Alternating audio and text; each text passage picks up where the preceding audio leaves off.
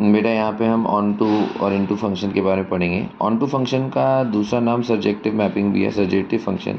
Basically अगर कोई function है जो कि डिफाइंड है ए से बी में, है ना, ए यहाँ डोमेन है, बी कोडोमेन है, तो बेसिकली वो फंक्शन जहाँ पे रेंज और कोडोमेन सेम हो, ठीक है ना। कहने का मतलब अगर मैं यहाँ पे एक डायग्राम से समझाऊँ, ठीक है, तो ये सेट ए है और ये सेट बी है, ठीक है।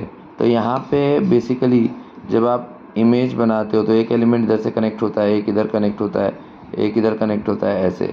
तो यहाँ पे बी में कोई भी एलिमेंट छूटना नहीं चाहिए, मतलब कोई आइसोलेटेड एलिमेंट नहीं होना चाहिए ना, सारे के सारे एलिमेंट्स कवर हो जाने चाहिए। हर बी में हर एलिमेंट के लिए कोई ना कोई प्री इमेज होना चाहिए जो कि ए में हो, तो उस फंक्शन को हम ऑन टू फंक्शन बोलेंगे। या दूसरे वर्ड्स में बोल सकते हैं कि हर वो फंक्शन जहाँ पे रेंज और कोडोमेन सेम हो, ठीक है।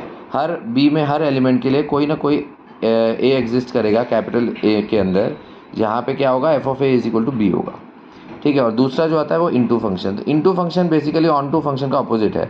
इसमें क्या होता है, कम से कम एक एलिमेंट ऐसा ज़रूर होता है कोडोमेन में जिसका प्री इमेज एग्जिस्ट नहीं करता, राइट। कम से कम एक एलिमेंट, जैसे कि यहाँ ये मैंने डायग्राम बनाया, तो यहाँ पे कोडोमेन में 5 एलिमेंट है, 1 2 3 और 4 5, लेकिन ये दो किसी से कनेक्टेड नहीं है।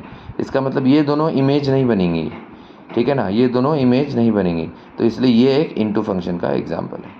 ओके, ये ऑन टू फंक्शन का एग्जांपल है, ये इनटू फंक्शन का एग्जांपल, राइट।